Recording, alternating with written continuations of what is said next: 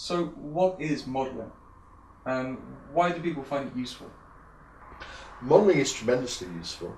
Modelling is a way of picking up skills, and from a purist NLP point of view, it's almost like, how do we pick up skills when we were little kids? Because the reality is children tend to learn faster than everybody else, because they tend to learn huge sets of behaviours which are then useful or not for the rest of their lives, whereas adults tend to learn little chunks of things.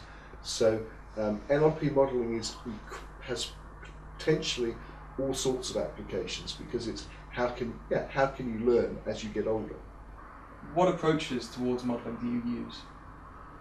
Okay, there are at least three approaches. There are probably thousands of ways of doing this, but there are three approaches that I personally find very useful.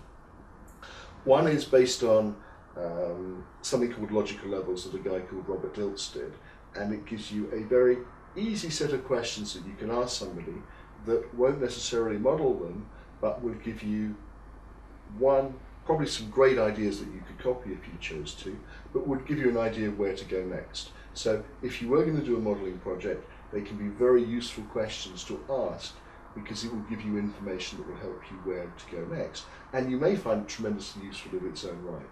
So that's the first bit I like for modelling. And the second one is really strategy elicitation. It's taking a small chunk of behaviour and asking the person specific questions about them, about that strategy, specifically what they go through. If they were going to teach me how to do it, what would they teach me? And by doing that, it's helping them explore what they do, but also I'm learning from it. And by the more people I ask these questions, the more I learn, which makes me more useful when I'm coaching and working with other people. The third one is what I would call more true NLP modelling. It's a little bit learning like when we were a child. It's learning through play. It's learning through almost being like somebody else. It's almost an extension of what we talked about before, where you become like somebody and you find almost by osmosis you take on some of their skills. As I describe it, it may sound a bit strange, but in reality, that's what we do as kids. That's the way we've got most of our information about the world. Could you show me an example of a modelling exercise in NLP? Yes, certainly. Who would you like to model? Buster Keaton. Buster Keaton, okay. And do I take it you've seen lots of Buster Keaton films and videos? Yes, many. Okay. Just sit in the chair and make yourself comfortable. Easily make yourself comfortable. And I want you to easily and comfortably just imagine yourself watching a Buster Keaton DVD or film.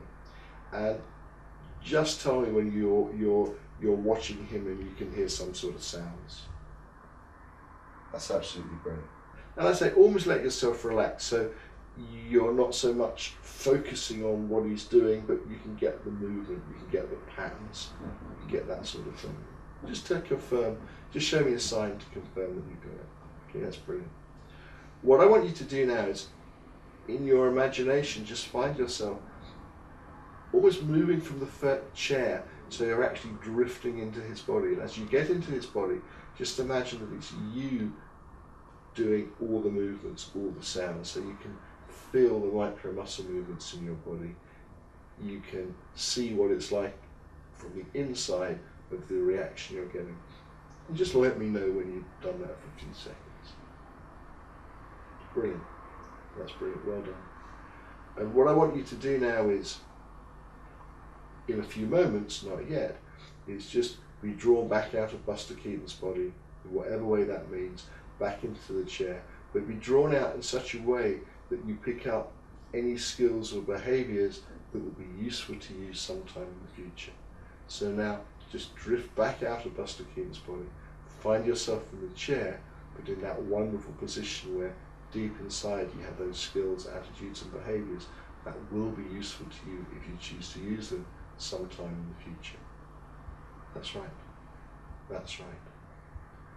And now, as you're sitting in the chair, I just want you to imagine sometime in the future where it will be genuinely useful for you to be able to exhibit these behaviours. And I just want you to imagine yourself, again, easily, comfortably, honestly, exhibiting those behaviours so you can feel the muscle movements. You can feel and hear what you say. You can see the people around you. Whatever way this means something, just go inside and make any changes that you need to make sure that any skill and attitude that you've learned from that will be useful to you in the future, you can take on board.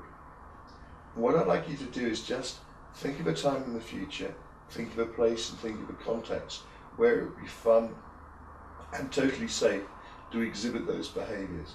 And just imagine yourself easily and comfortably just doing what you had been doing before, but in a time in the future.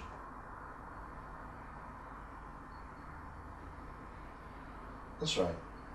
And there again, when you're ready and you've learned what's useful to you from doing that exercise, just take the time you need to come back into the room and make any further changes to make sure you can use this information only to your benefit, and then come back to the room and nod, just to demonstrate you're back here. Thank you.